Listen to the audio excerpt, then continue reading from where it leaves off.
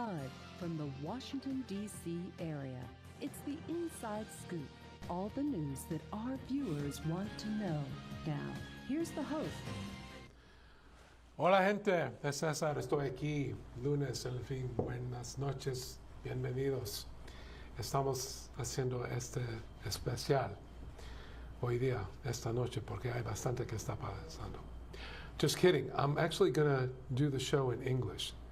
But I wanted to start off because I wanted to bring really a sense of awareness of what's been happening over the last week, really over the last year, to targeting people that are a little bit different, who are just trying to establish a life, get by, take care of their families. It's going to be an interesting year. It's been an interesting week so far. So I wanted to really devote this episode this evening to just having a discussion, informing people in terms of what's happening. So bear with me, a little patience. We're going to get through this, but tonight is really devoted to informing a lot of folks. And here to help me, I have my dear friend, Maritza Mernino. She is the chair of the Fairfax County Democratic Committee Latino Caucus. Thank you for joining me. Thank you so much, Cesar, for thinking about me. I hope that we can bring to the people attention enough for the things that are happening right now in our community, in our state, in our country. Before we get that, primero, let's, I want people to understand your story. It's not unlike many immigrants that have come here. So tell us a little bit about you, your family, your journey. How is it that you're here? Not just tonight, but just in this country, contributing to the community. Where did it all start for you? Okay, thank you so much. Well, I am originally from Mexico. Mm-hmm. I'm coming from a big family. I'm the second of 10 brothers and sisters. 10? 10. Okay. And I'm the second of the oldest. Okay. And I always dream about that America was wanting me here. I always have in my heart like I need to have the American dream. I can do something. I can have something for me. I can make the difference. I always thought that my place was California. Mm-hmm. So I got married, I had my kids, and I got divorced. But my kids' dad was an American citizen. So we always thought about having our kids here in the United States. That never happened. But when the time came that my kids started growing and it was time for them to be part of it, I came to the United States with my kids at the time that, like I said, they were growing. And I was just a single mom when I came with my 4 kids. And we spent many years trying to get our citizenship. And how old were you? How old were your kids at that time? I was probably like a 45 years. Okay. And my kids were between 7 and 16, around that age. But it really took us many years to become citizens and have our papers ready. And once I became a citizen, I started finally being able to vote and trying to be part of the American dream as executing my rights, to vote. But it was not until I moved here to Virginia when my eyes got open for everything that I studied to become a citizen happened right here. Happened in Virginia. George Washington State is Mount Vernon. I was living in Mount Vernon district. It was an eye-opening. It's like everything I did, everything I seek happened right here. We should tell the world, we should tell America how things should work. So I start my journey here in Virginia. Okay. And as you started your journey, you became politically active, right? So what caused you to align with one party over the other? Well, I live in an area where it was like a very Republican. Westgate, it was the only prison in the whole Fairfax County that was a Republican precinct, and all of my neighbors have Republican yard signs. In California, where I was living, we didn't have yard signs. I didn't know what was like the political process for somebody being in office. I was just living next to like the town hall, and I was just going to vote, and that was it. Nobody was knocking on my door. Nobody was, collecting signatures. It was a different part of the, the system that I was living over there. But when I got here, I started having problems with the Department of Elections because they reject my voter registration. Not my husband's, but my voter registration. So I was like, okay, I'm not going to participate. I'm upset. But then it was the elections for Obama, and I said, oh no, I have to vote. So I started, trying to find a place to get yard signs. My husband got me yard signs. That opened the door in Halloween for some Democrats to come and knocking on my door asking for candies, telling me that I have nice yard signs. And then I start hooking with them. Then I find out a place where they were doing volunteering for the campaign. I start getting involved with that. When I registered to vote, finally, they asked me if I want to be an officer of election. I couldn't believe that they were asking me to be part of the government to participate.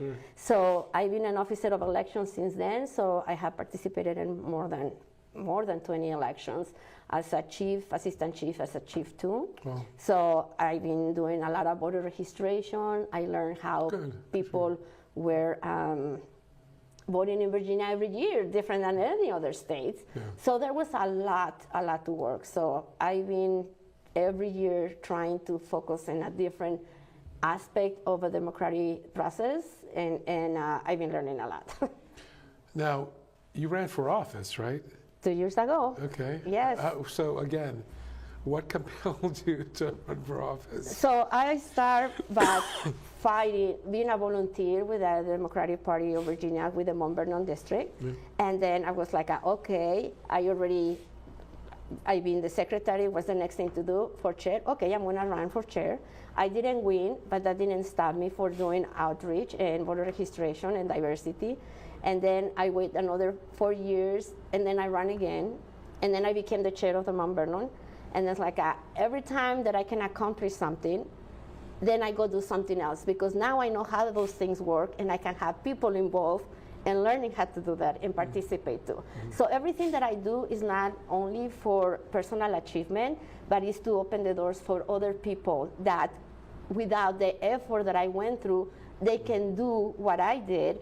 So, for example, when I was registering people to vote, I will tell them, is this going to be your first time to vote? Then you need to be an officer of the election, because for the first time being a citizen, you're going to get a check paid by the government. It's going to be your first pay that you became a citizen, and you're going to be working for an election office that is part of the government. So you can put your first check in a frame in the wall, but nobody will tell you that people cannot vote. You're going to understand the system, and it's going to be the open door for a new world for you. Good for you. Yeah. Good for you. That's, I love that story because it speaks to representation. And it comes in many forms, but people have different views, different backgrounds, but it's important to just vote. If you let me tell you something, when I was doing the voter registration and I was recruiting people to become officers, the registrar, he called me and said, please don't send me more people, because we cannot accommodate more people. Good for you. So every time that I do voter registration, it's just like, are you just became citizen? Is this going to be your first time? Have you ever been an officer of election? Go get your first check. That's and great. make sure that you work for the government That's as soon great. as you became first. What? So you've been involved now. You're head of the caucus. Right. That's a pretty significant role there. Yeah. So why did you do that? That's crazy. Okay. So after I finished my term of the first 2 years as a chair of the Mount Vernon Dems, I had the opportunity to run again. Yeah. But if I did that, I will have like a conflict of interest, because Congressman Don Bayer asked me to be part of his kitchen cabinet. So I declined to run again for chair, and I put myself into my 100% to trying to make sure that we re-elect him again. So I did a lot of things as part of it. As I joined years before the 8th Congressional District. And to me, everything is about value the time of our volunteers, because I've been a volunteer too, right? So we did a great job. I was part of that. And then the opportunity was open with the Fairfax Democrats to start different caucuses. And talking with Congressman Don Bayer about seeking this position, I got a big help with him, and we were able to bring Linda Sanchez to be part of our first guest on the first meeting. So everything started like that. So for now, I've been the chair of the Latino Caucus for 3 years. Oh, that's great. Again, it's so important to have someone that can help others work through the process to actually have that voice, because it's not easy. Right. Yeah, and there's a lot of variety, so people can get involved in a campaign, or here in Virginia, where we have elections every year, that the only thing I can think that I haven't done is pretty much like do precinct captain. That's something that I think there's a lot of people in the community that have the time. I'm too hyper to just be sitting in one place, you know, just talking to people. But pretty much I've been trying to understand most of the process that happened here in Virginia. What's been the biggest challenge since you jumped in this? I mean, you've run for office, you've registered people, you're head of a caucus, a very significant caucus. What has been the big challenge? What is the biggest thing you learned from all this stuff? When I ran for supervisor. Because when I decided to run, the time frame for the election was already halfway.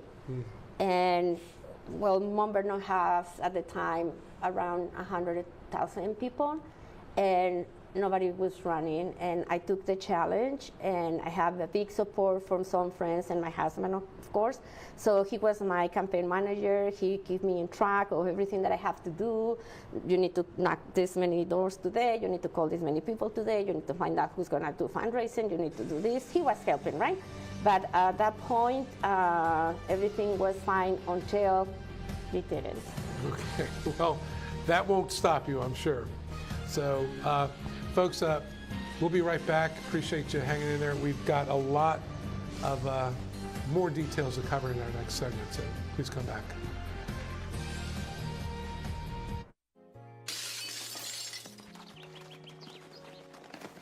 Nice going, Spencer! I can't believe we broke Old Man Hennessy's window. Correction, dude. You broke. I just threw the ball. This is really bad. What are we gonna do? We? Go to the door, ask for the ball back. Are you serious? It's my ball, Myrtlebeck. You're so dead. I'd run away. Yeah, to Uruguay. Kiss your life goodbye. Sorry. Let's go. See you, dude. See ya. Remember me and your well. Nice one. Some friends you are.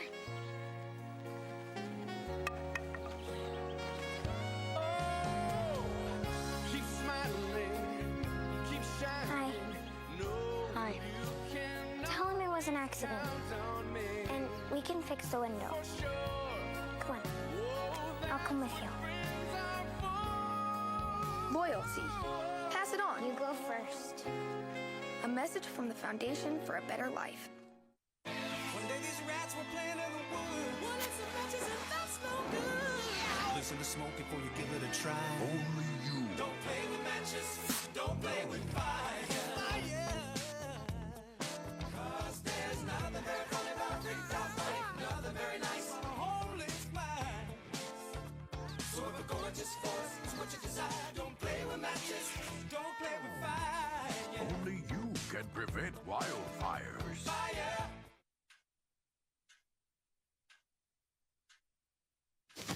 Awkward. I'm the awkward silence. You try to avoid me, then there I am again. But an awkward silence can be a great thing. Like Kelly here is about to demonstrate. You haven't really been yourself lately. Are you okay? Find out how you can help a friend with their mental health at seizetheawkward.org. We're back to the Inside Scoop. Here again, your host. Hi, folks. Cesar here. Hemos regresado. Appreciate you coming back. I have my very special guest, Maritza, this evening, activist, chair of the Latino Caucus here for Fairfax County Democratic Committee. So let's talk a little bit about, you were talking about the supervisor you ran, Mount Vernon. Real quick, so Fairfax County, it's 16.6 Latino percent. Percent of the Latinos. Sí. The Route 1 corridor, or the Mount Vernon area, is 24.5% Latino. That is exactly the place where I work. Yeah. And where I live, it's almost 38, 39% Latino. So there's a lot of Latinos throughout the county, throughout the districts, and throughout different towns.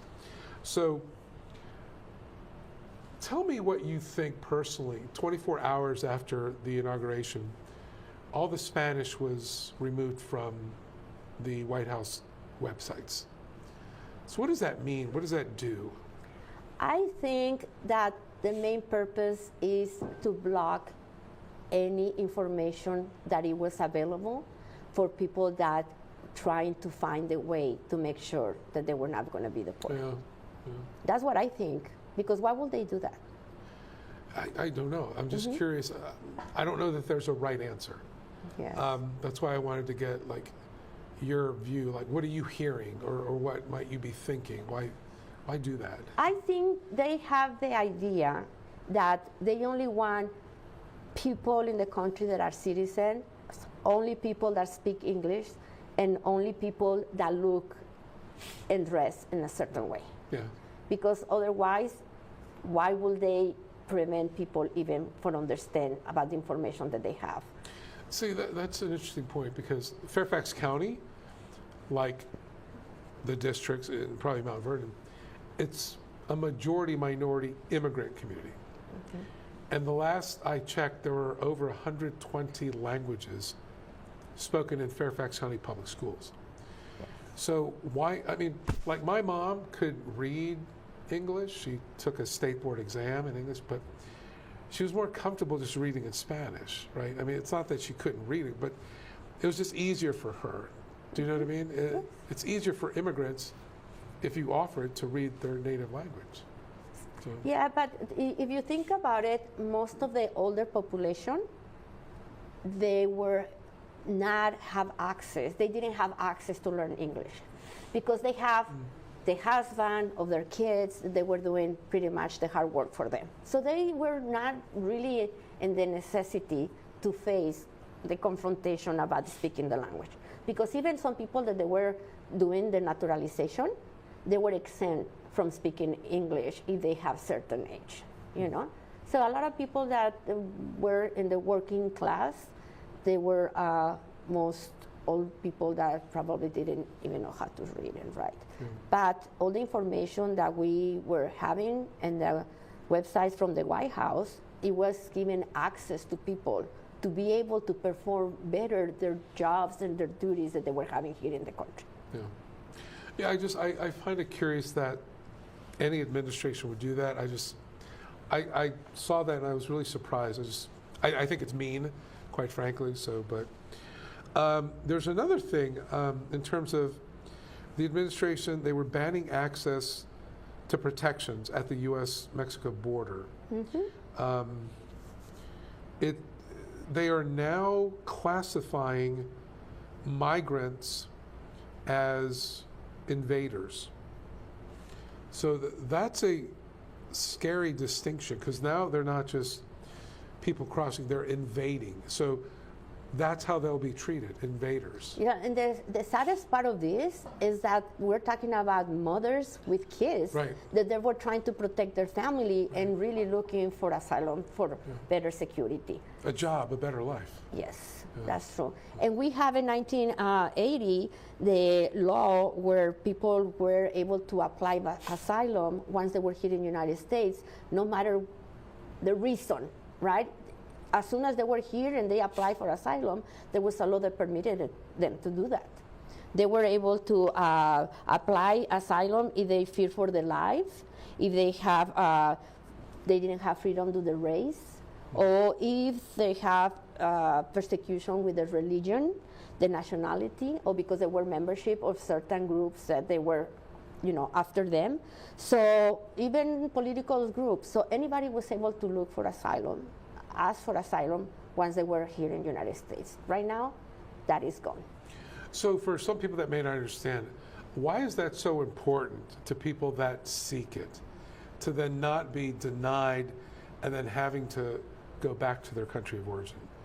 Well, the reason they left the country, pretty much it was because they were threatened. Some of the family members, they were already killed, and they were suffering persecution. Plus, the lack of ability to be able to have a job in their own country make sure people escape, and cross all these different countries to be able to come to the border, where now they were detained because they were said that they were not allowed to come unless they would follow the rules by applying through this application that later was blocked. Now that application where people were able to wait the line, they're not having it anymore. And to the extent you can describe it, it's not easy coming into the country.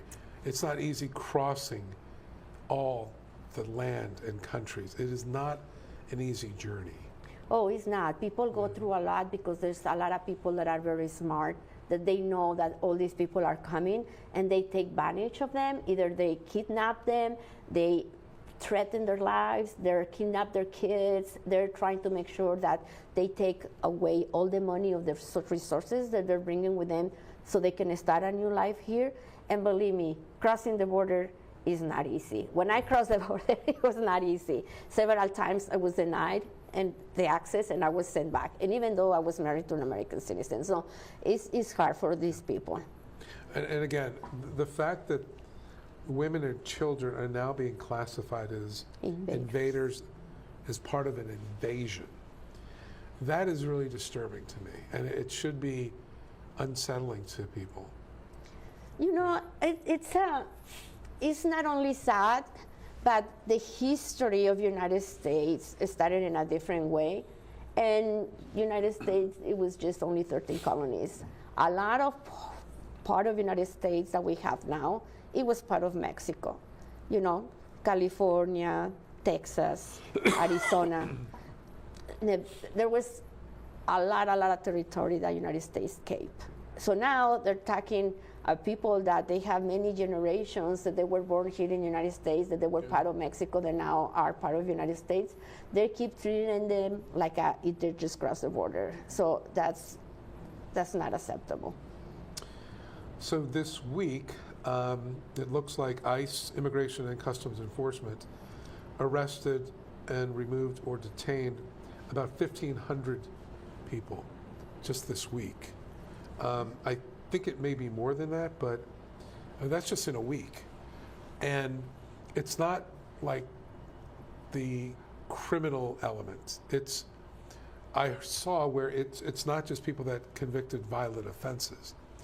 Now ICE, if they pick someone up, they're in the household, and there's someone else undocumented who has not committed a violent offense or a crime, they are being rounded up as well.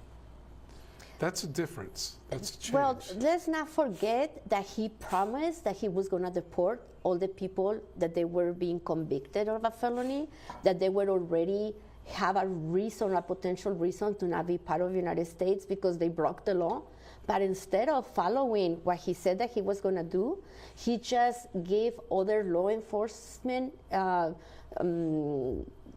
agencies to help them just go through hospitals, churches, and schools to just leap up people and take them out. And they're not even planning because he's using military planes to just get them out, even if it's only 80 people. So can you imagine the damage that he's doing to our economy on top of everything for all these things that they're doing without giving any thought? Yeah. I saw where one person or a couple people trespassing was enough of a crime to have them deported. So it's not just violent criminals. It's anybody that we used to call like the Karens, that they would have any excuse to have something against somebody that didn't look like them. No, that's unfortunate. Yeah, that's unfortunate. This is going to do a lot of damage. So again, the new ICE enhanced operations the agencies like DOJ, FBI, ATF, DEA, and the U.S. Marshals. So this is impacting all of the major agencies in terms of who can be part of the enforcement and the immigration process. That's a lot of people. Now imagine what this is going to do to our daily life. Yeah. Because by having other agencies that their work is protect American citizens through the drugs, through the alcohol and firearms, to the Bureau of Investigation, all these agencies, they're stopping doing what they're used to do, but to help ICE. So this is going to bring down a lot of security that really is going to part of security in the country. Yeah, and just so for the people that are keeping track at home, this is under the executive order protecting the American people against invasion, right? So it's a two-part process, right? First, you classify the invaders as invading, and then you bring in the action to protect people against these people. So again, the executive order will threaten to block funding, federal funding, from any city, town that is deemed sanctuary. Yeah, states, like what just happened in California with the fires. Yeah. He was just saying that he will not release any help if they don't guarantee that people are going to have, a voter ID. So he wants to set the rules about how he wants things to be done, no matter the cost. And what is going to happen if people follow the rules is like the majority of American citizens that are getting a certain age that they don't have a proof to be born in the United States, like a birth certificate or passport, they're going to lose the right to vote, even though they're American citizens, that they were born here in the country. That's crazy. That's okay. Again, the sanctuary cities can include areas like schools, hospitals, and churches. We talked about that. So you're right. It's going to completely change the way law enforcement engages with the public. You're going to have federal agents then enforcing these invasion executive orders. How's that possible?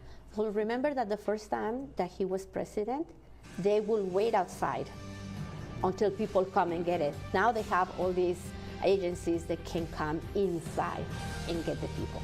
Okay. Well, we have a lot more to talk about here, so definitely want to get back to this. Folks, as you can tell, there's a lot to be considered here over the next couple of years, so come right back. Thank you. Drowned the fire, stirred it, drowned it again, and now just feel if it's cold. Yeah. Cool.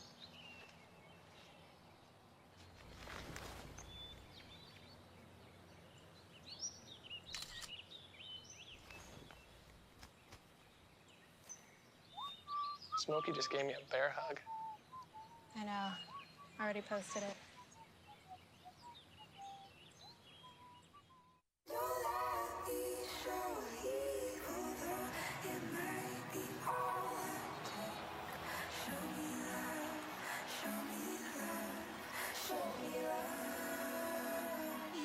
I got a creak in my neck, limp in my step, cramping in my muscles every time I try to flex.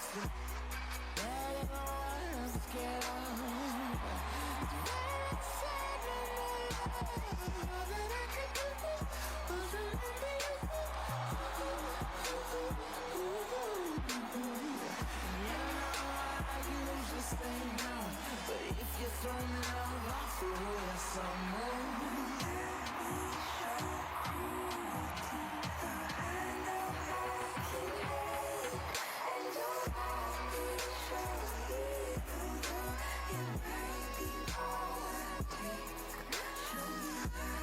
It's a big responsibility. Oh, it's huge. I know, it's huge. And the salary.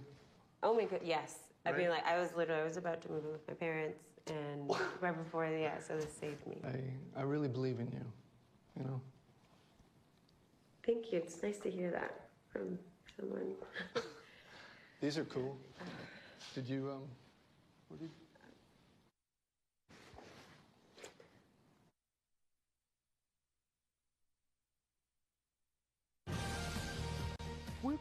to the Inside Scoop. Here again, your host.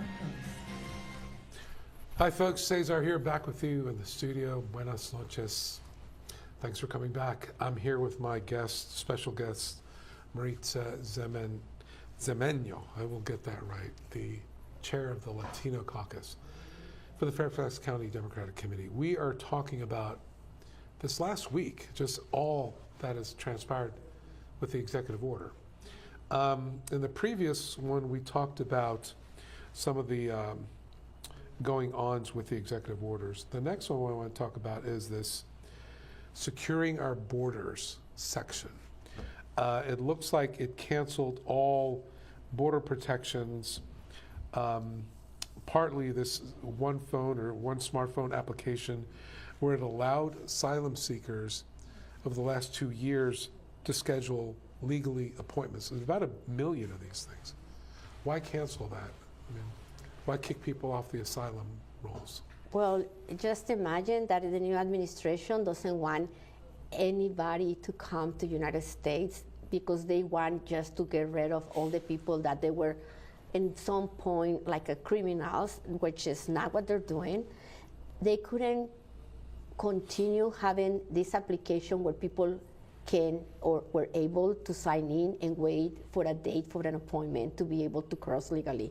Right now, they want to cross the border. They don't want to have anybody to ask for asilo. They want everybody to stay in the other side of Mexico until here this administration think if they're going to open the border or if they're really going to have a project where they're going to allow people that really are in need to be here to saving their lives to be able to cross. So Mexico has a big problem right now because all the people that already start their journey to be able to seek asylum, they're going to be trapped in Mexico with now any reference if they're going to be able to come in or not. So that's going to be causing a big problem with other countries because it's going to become other countries' problem, right? So it's bad. And up to today, just 1 week since he started his presidency, we still don't know what he's doing because sometimes he talks too much without saying anything. Really. Good point there. The executive order restarted that remain in Mexico policy. So if you're from a different country, you've sought asylum, you need to stay in Mexico. That's correct. That's not something Mexico agreed to, right? They're like, we'll let you pass through, or go back. So there's a disconnect there. What happens to those 1 million people that have registered for their asylum hearing? Do they just go away, or they're just stuck at the border? They're stuck in the border because there's nothing that they can do. Plus, they didn't even take the time to talk to Mexico and say, hey, we're going to do this. Are you with us? This is our plan. How can we work together? No, he's not doing that with any country where he is deporting people. He's just sending those planes, and he wants the people to respond accepting that they arrive, and they're just going to bring more people like here. So I don't know what kind of problems is going to start because it's pretty much telling people what they have to do because he just commanded to do, and that's not going well. It's crazy. It's crazy. The executive order talks about the safe third country agreements to have other governments accept removals who they would have initially seeking asylum and receiving the country system. So it's basically pushing it all back to those other countries.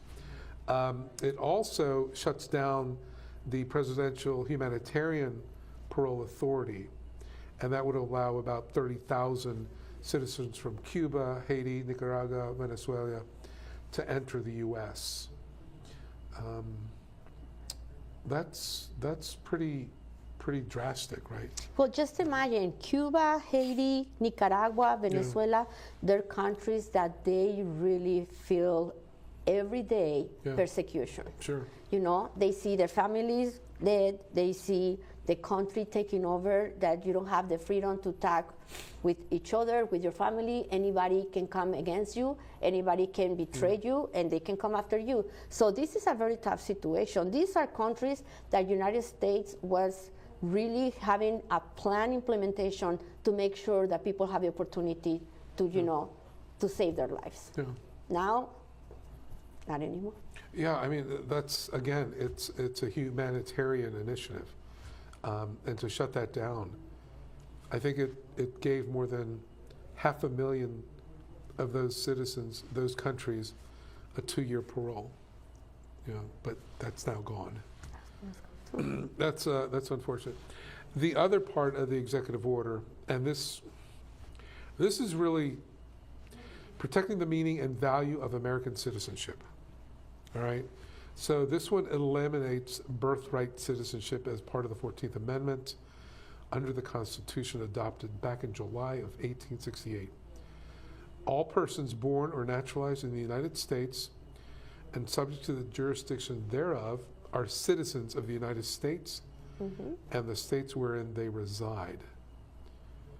That's already been temporarily blocked by a federal judge. So basically saying if the parents are illegal, the children that are born here are not entitled to citizenship. That's exactly what he's trying to say, Yeah. but it's not what the Constitution says.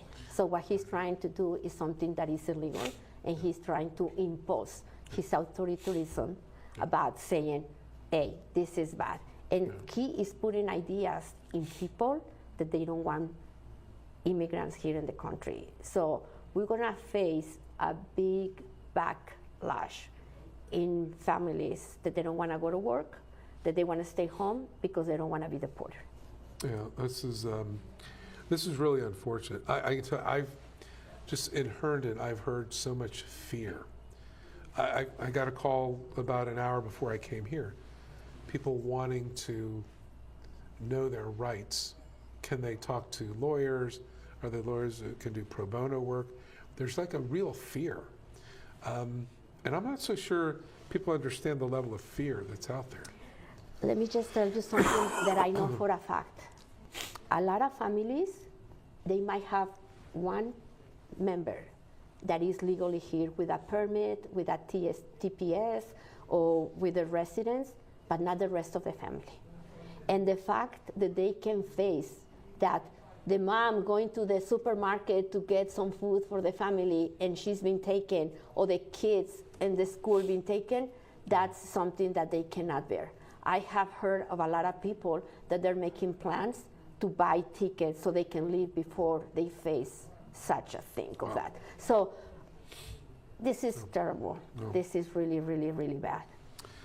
I think of all the contents of the executive order, that one is really, it tears apart the Constitution, because part of the thing of being American is if you're born here, you're an American.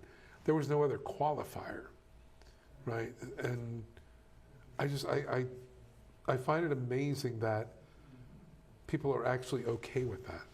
You know? They're putting in jeopardy the national security by putting all these no facts to the people that really are anti-immigrant, and now they're just going to be like a vigilance to know who lives where, what do they do, and they're going to be able to say, I don't want them because I don't like them. Yeah. You know, so we're going to live very tough times. That's unfortunate. And again, people like us might have an easier time with it, but it still will impact us.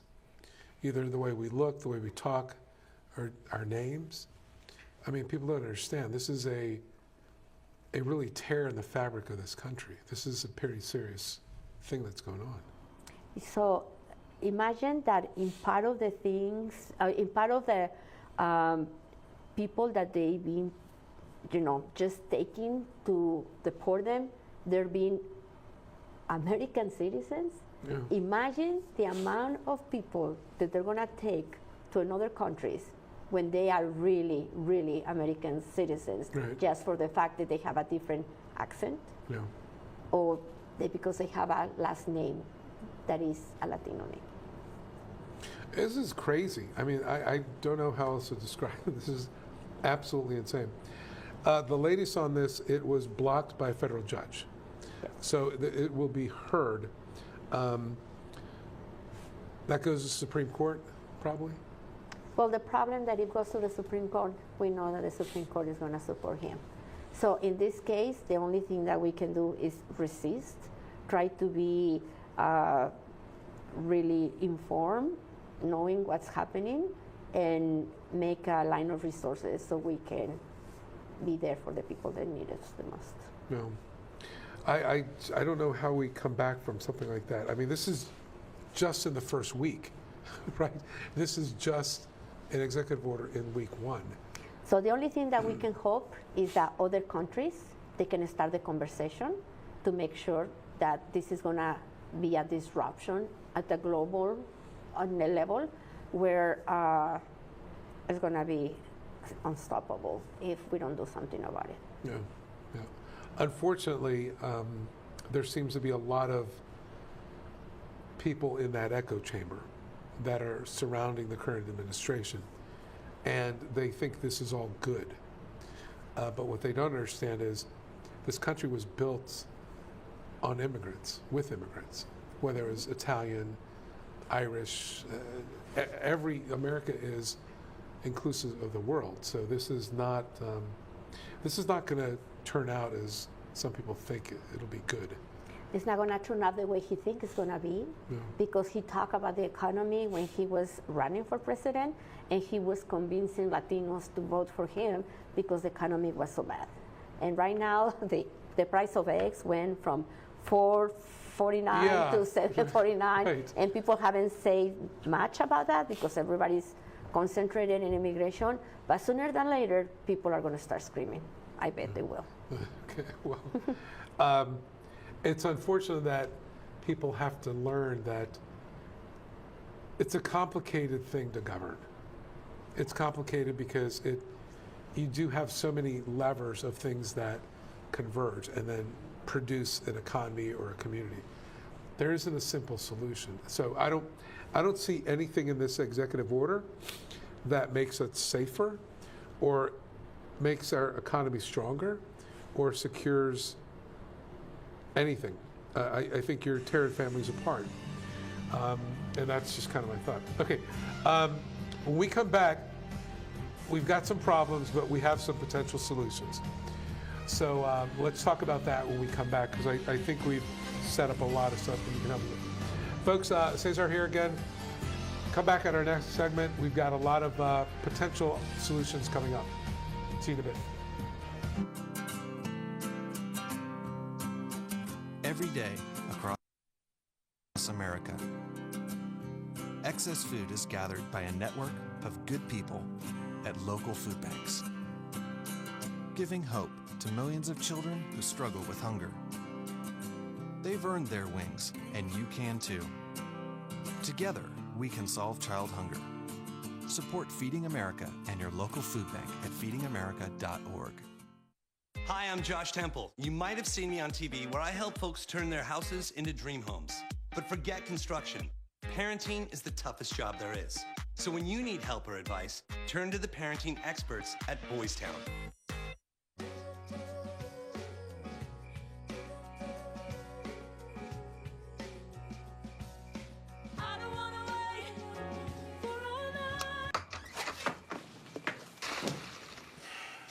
I was afraid of that. Well, guess it's time to get you fixed.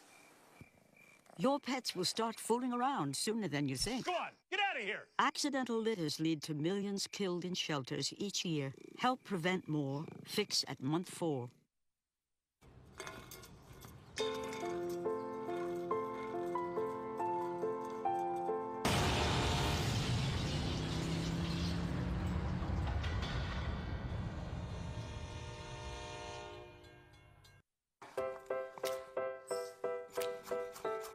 Food. It nourishes, brings us together, and adds flavor to life. That's why it's important to wash hands, surfaces, and fresh produce. Keep raw meat, poultry, and seafood separate from ready-to-eat foods like fruits and vegetables. And cook to proper temperatures using a food thermometer. Enjoy, and refrigerate leftovers within 2 hours. For more tips on safely preparing foods, visit homefoodsafety.org. We're back to the Inside Scoop. And again, your host. Hi folks, Cesar here back in Studio C with my guest. Let me tell you something. Maritza Cermeño is an activist in every way, shape, or form. We were just talking during the break. We've got some problems, but she has some solutions, suggestions. So why don't you take us through what people can be doing, how they can get involved, and not lose all hope at this point, but just give us some ideas. What can we start doing? Okay, I can start telling you that the first thing that they can do is they can amplify their voice. How? They can join organizations like, in this case, the Latino Caucus, the Fairfax Democrat Committee. But there's so many organizations in Virginia, even in Fairfax County, that there's groups that they can help restore the sanity to our immigration system. They already working with different organizations. They're trying to make sure how we can provide security for the immigrants and at least a little peace about the things they can and they cannot do. So it's very important to join a group where somebody can participate. Mm-hmm. Other thing that we can do is volunteer as a temporary guardian. You know, because consider executive power of attorney as a temporary guardianship, granting temporary guardianship for kids that parents are being deported. Because what are we going to do with all those kids that all of a sudden find themselves without a dad and mom? Oh yeah, so a parent gets deported. Yes. Will the children remain, or do they get deported? Because remember, sometimes they just go to churches, or they just go to hospitals, or they just go to schools, but they just get a bunch of people and take it. So what happened with the family that is behind? What happened with the kids that get behind without a mom or without a dad if they're single parents? So the kids just going to stay by themselves. So who's going to have the custody of those children? So people need to have the consideration to have temporary, custody with those kids through a legal paper where they can support those kids if that's the case in their neighborhood. Another thing that we can do is volunteer to be a safe address. What does that mean? Well, that means that you can offer your address for immigrants who are having pending actions with immigration, so their actual address is not known by ICE. So that way, ICE can go look for them, but they're not going to find them because they really have a different address. Mm. So that's another thing that they can work. The other thing is you can volunteer your time. How? Your involvement is needed if you are a legal professional, or you can give time to organizations in Northern Virginia, like a family services, that offer a variety of volunteer opportunities, including tutoring, translations, legal aid, and resettlement assistance. So we really have an opportunity for people to volunteer. So how accessible or easy is that for people to access? Well, you just need to find groups in Fairfax County that are part of the family services. There's Latinos that work as ambassadors in their community, informing people of the opportunities in their community, like where to get clothes for the kids, where to get food, where to get tutoring, systems that are provided by the county, and people are having an option there, and it comes through the schools. So if you have a kid in the school, you can easily find somebody can tell you where you can get these organizations, because we have a lot of local organizations that are part of the community, and they can give you access to that information. So it's easy. Okay. The other thing is you can educate yourself and you can educate others. You can learn about the refugee crisis by reading, sharing stories, attending lectures, and spreading awareness. More than any time before, we need to understand how things are working and how we can give a hand to somebody that needed it, but just educating ourselves and the system, how it's working, and the things that we can do to support the immigration community. Great. Okay? Another thing is you can be an advocate. How? You can advocate for refugees by contacting government representatives and sharing posts in social media. Right now, they were saying that they were going to get rid of TikTok, and now TikTok is back. But there's some other ways of people to communicate. One strong one is WhatsApp. Latinos really, really use that application, and that can be a source of information, right? So you can support education, but support programs that provide education opportunities for our refugees. I have a big list of other communities and organizations that they support the immigration community, and we'll be happy to, share those with you. Other thing we can do, attend meetings. You can indeed attend a meeting, like in this case, you can come with the Latino Caucus and see of the projects that we have to engage the community with resources for learning how to be prepared. And you can attend the town halls of the representatives in your area and your community, which they're happening right now. And all you have to do is go to the Fairfax County page and find out who to represent you and when they're going to have a town hall, so you can talk directly with them. Now, your congressman is Congressman Beyer. Yes. He's amazing. Yes, he is. And I have to say, the greatest congressman ever, Jerry Conley. They both. We have a good Northern Virginia has got it, so definitely. Yes. So we can encourage our elected officials that and teachers, principals, superintendents to support immigrants and undocumented students. We can do that. We can be very outspoken about that. And we can talk to the faith leaders too, because if we cannot count with them, their church are going to disappear. What did you think about the comments? The bishop at the inauguration asked for mercy, and the backlash to her, she was received very nasty for promoting the teachings of Jesus Christ and just showing mercy and compassion. When did that become a bad thing? Well, it became a bad thing when he started selling his Bibles, because he presents himself as somebody that cares, talking to all these the interdenominational churches and saying he talks to God, that he prays, and he has his own Bible, but then here are the proof, right? He's sitting boring, listen to something that he doesn't want to listen, and when she just have these couple of seconds, when she just implored for mercy, what did he does? Oh my God, he got really, really upset about that. So how can people don't see this? People can buy his Bibles, but they don't see the lack of understanding of how our country really works. That's unfortunate. That's very unfortunate. It is. So what else do you have there on your list?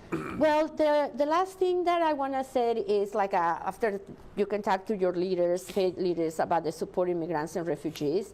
Most of you watching this program are really natural born or naturalized citizens, and I wish that you and your family and a good and prosperous year. But for those of you who are fearful of the next 4 years, know that there is an entire army of us are here ready to help. Para ti deseo la paz, la serenidad, que has viajado tan lejos para disfrutar de este país. So no estás solo. Qué bien. Mira esos. Sorry, that was great. That was beautiful. Thank you for joining. I do want to kind of circle back to the first segment. Okay. By the way, thank you for sharing all this with us. I hope, in fact, I want to get this translated so we can share it. So we'll have a video recording, and we can put this, you can promote it to a website or just for resources. But I want to circle back to the first segment. You talked about your story. It's not dissimilar from all the other immigrants that come here. You want a better life. You want an opportunity. And this is the country that professes to provide that. So that's why people want to come here, right? That's why they'll risk leaving their families, their country, what they know, to make that journey to come here. These are not criminals, right? Cesar, most of the people that come here waiting to have a better life, the sacrifice that they pay but not able to see their parents, their family, sometimes their kids for even 10, 20 years. And then when they have the loss of one of the members of the family, you cannot supply that with anything. You cannot exchange it for nothing. So imagine all the immigrants that they're being here fighting, trying to send some money so they can survive because they were the only ones that were able to do it. Not able to see family, not able to spend time with them, see their kids grow, see their parents go. And then all of a sudden, they're kicking out of the country because they are targeted like invaders or bad people. And that's why I want people to understand your story, my parents' stories. There was a lady that I met in Herndon. There was a group there.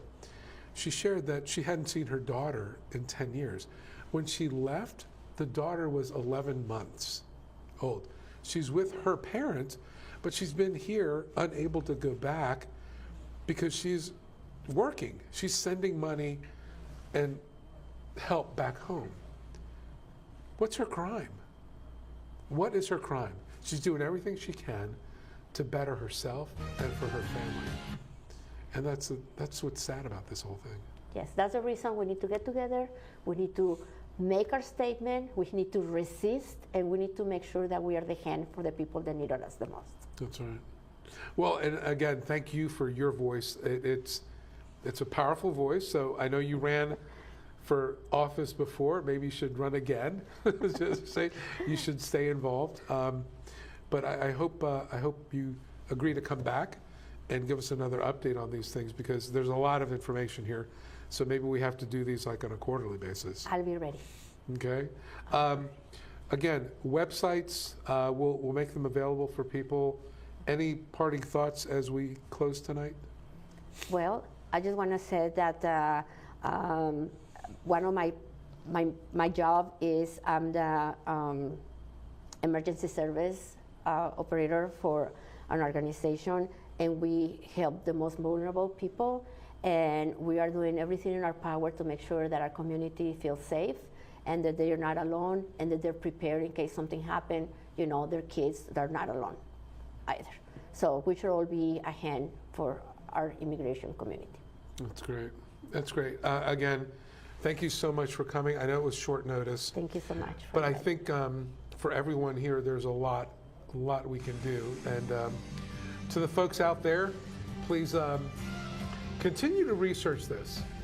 Continue to get educated and see if these executive orders align with our American values.